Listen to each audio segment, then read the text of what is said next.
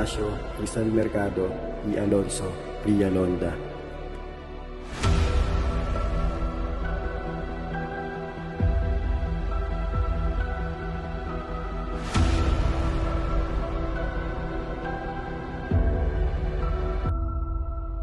Sa aking paglalakbay sa iba't ibang panig ng mundo, tunghayan ko ang pagmamulupit at pang-aabuso sa kapwa ko Pilipino.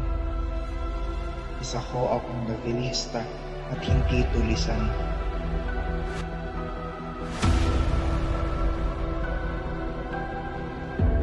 Josephine, who to these shores come, searching for a home, a nest like the wandering swallows. If your fate guides you to the Shanghai, China, or Japan, forget not that on this shore, a heart beats for you.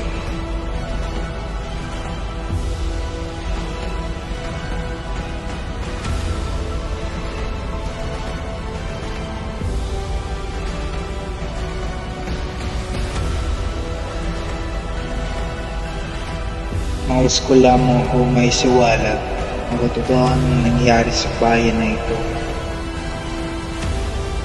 Isa akong manunulat, laban kong lahat pati ang aking sarili.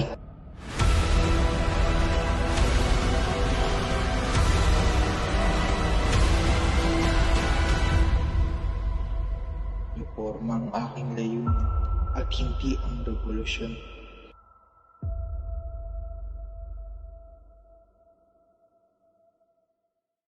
Consumato Mes.